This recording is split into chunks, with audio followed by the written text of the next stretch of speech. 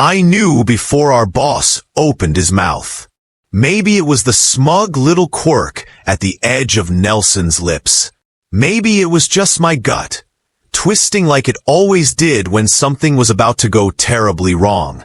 "Congratulations, Nelson," Jacob said, voice all fake cheer and managerial neutrality. "You're our new creative lead." Just like that, my heart sank.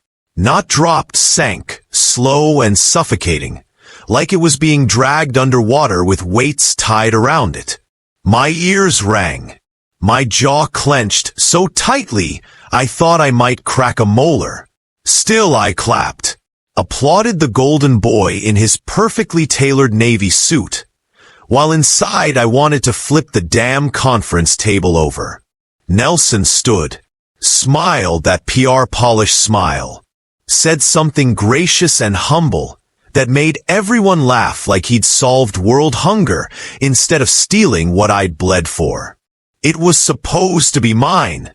I'd pulled 14-hour days, skipped weekends, landed 3 major accounts while he was off charming interns and perfecting his latte art. And yet, here we were. I didn't meet his eyes. Couldn't. Because if I did, I might have seen what I thought I saw earlier. Something sharp and glinting. Not just triumph. Something else. Something that felt targeted. After the meeting, I stood by the glass wall of the conference room, arms folded tightly across my chest. I watched Nelson laugh with the others, his laugh effortless and too loud, while my own breathing was shallow and calculated. "You okay?" Julia asked, brushing past me with a sympathetic glance. "Peachy," I said, voice dry. Then he looked over at me. "Nelson." His gaze caught mine, and I saw it. That spark. That flicker of something unreadable. He didn't look smug. He looked curious, like he wanted to say something. But he didn't. He turned away, back into the crowd, basking in the glow of what should have been my moment. I needed to hate him. I had to. It was easier, safer, cleaner. Because if I didn't hate him, I'd have to admit the truth. That I noticed the way his shirt hugged his shoulders. That his voice made my stomach do something stupid when he got serious in a pitch. That I'd caught myself watching him. Not out of jealousy, but something far more reckless. He was my rival. My competition. My professional nightmare. And if I didn't get it under control, he'd become my personal disaster too. Of course, the universe wasn't done toying with me. Barely 48 hours after Nelson strutted off with my promotion, Jacob called me into his office with that careful, managerial smile that always meant trouble dressed as opportunity. "We're pairing you and Nelson on the Zinfro pitch," he said. I blinked. "Sorry, what?" "You're our best creatives," Jacob continued, as if that explained anything. "This campaign could define our firm. I need both of you on it. Together." It wasn't a request.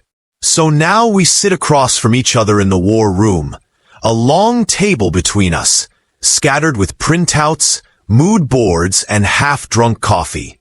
Nelson is scribbling something in his notebook, chewing the end of his pen. His jaw is tight in concentration, and his hair is slightly messy, like he's been running his fingers through it all morning. It's annoyingly attractive. I shake the thought off. I need to focus. I reach for the printout near his elbow, but he leans in at the same time. Our arms brush. It should be nothing. It is nothing. Except he smells like sandalwood and expensive soap. A hint of spice. It hits me fast, that clean, masculine warmth, and suddenly my throat is dry. I freeze. For one stupid second, I let it happen. I just inhale. A little too long. A little too obvious. And when I glance up, he's already watching me. That damn smirk spreads across his face, slow knowing. "Everything all right, Ronan?" he asks, voice dipped in faux innocence. I grit my teeth. "I was reading your notes, not sniffing your damn neck." He chuckles. "Shame. I showered just for you. Asshole." I yank the paper from beneath his hand and flip it over, hoping the heat rising in my neck isn't too obvious. We go back to work in silence, but I feel it, the air between us, charged and uneven, like a storm that hasn't broken yet. This is supposed to be professional. Clean lines, clear goals. But every time he leans a little too close, every time our fingers graze when we're reaching for the same marker, I flinch. Not because I'm afraid of him, but because I'm afraid of me. Afraid of how easy it would be to let go. And worst of all, afraid that he knows. The office was dark, save for the glow of our laptops and the soft hum of the city beyond the glass walls. Midnight had come and gone, and still, we were at it, drafting, tearing apart, rebuilding, and fighting. "You don't get it," I snapped, slamming a folder onto the table.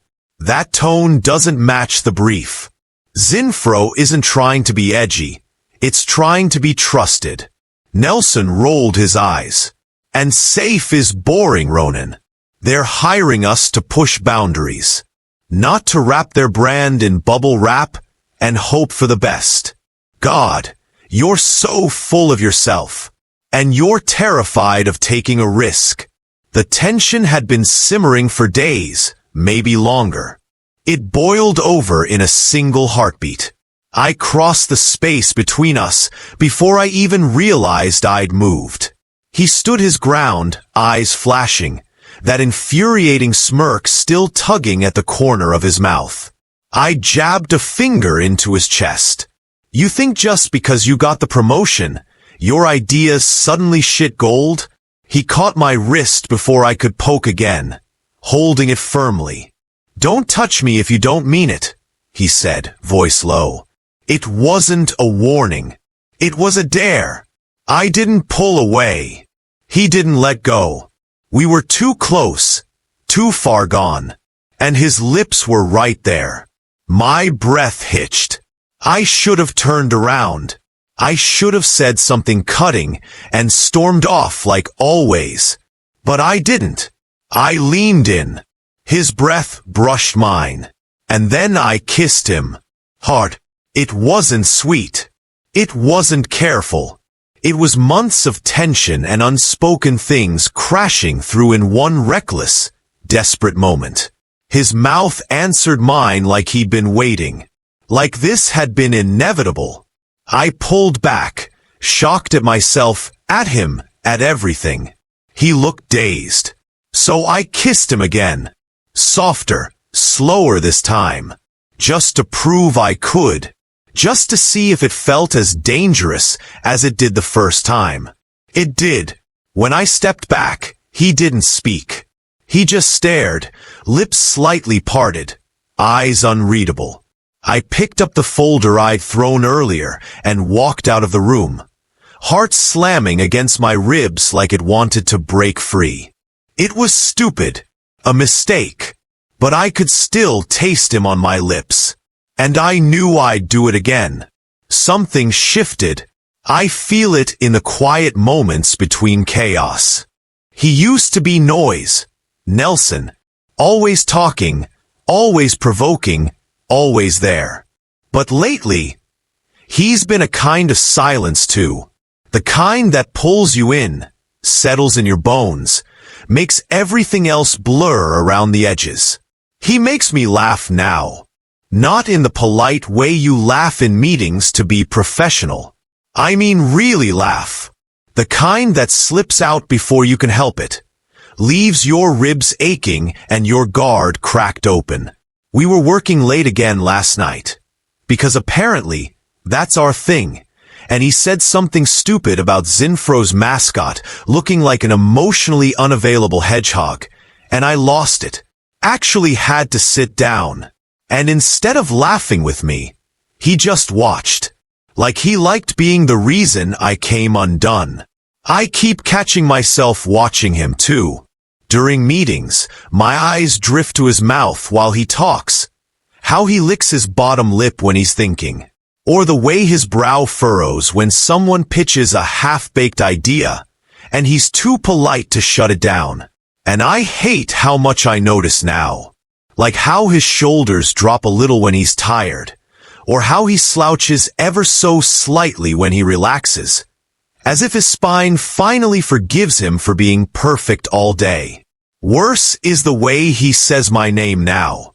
It used to be sharp, a challenge, Ronan, like a warning shot. Now it's softer, like he's tasting it, like it means something. This wasn't supposed to happen. We were rivals, opposites, enemies even.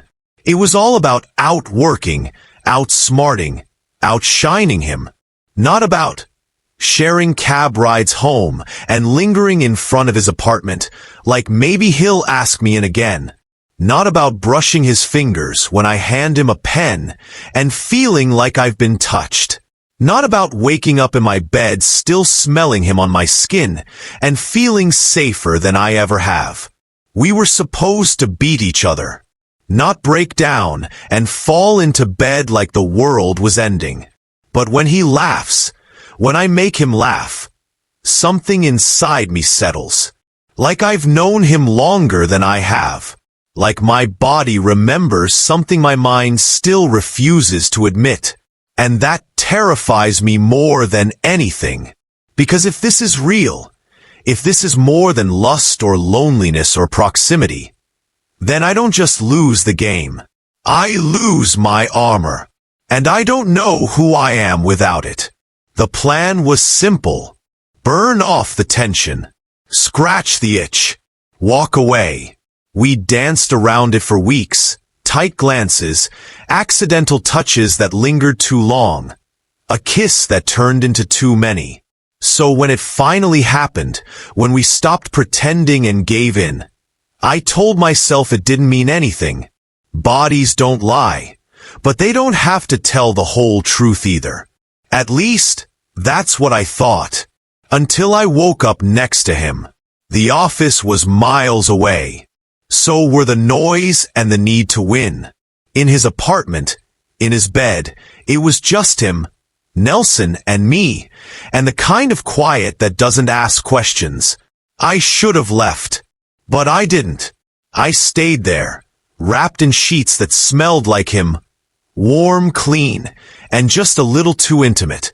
His arm was draped over my waist, fingers curled like he wasn't ready to let go. Even in sleep. His face was soft in the morning light, younger somehow, more real. And then he pulled me closer. Not in a sleepy, unconscious sort of way, but like he meant it. Like I was something worth holding. Like he wanted me there. And just like that, the walls I'd spent years building cracked. I felt it in the way my chest clenched, in the way my hand hovered before settling on his. I felt it in the stillness that followed, where everything inside me screamed to run. Because that kind of touch, that kind of closeness, it's dangerous. It tells you lies like you're safe here. You're wanted. You're enough. But I knew better. I knew what happened when you let someone in. I knew the cost of vulnerability, the weight of disappointment. So I laid there, heart pounding, torn between wanting to melt into him and wanting to disappear before he could wake up and see me. The real me. The one who doesn't have it all together. The one who's not just a sharp suit and sharper tongue. The one who's afraid to be loved because what if it's not real? I wanted to stay. I wanted to run. I didn't know which one would break me faster. But when his thumb brushed across my hip, absent, unconscious, gentle. I closed my eyes and let myself stay a little longer. Just a little. Just enough to remember what it felt like to be held like I mattered. And maybe that was the most dangerous thing of all. He sees right through me. Not the polished version I show the world. Not the competitor. Not the colleague. They were all masks. Temporary. Disposable. But with Nelson, it's like standing in front of a mirror that doesn't lie. He doesn't flinch when I snap. He doesn't run when I fall quiet. He just stays.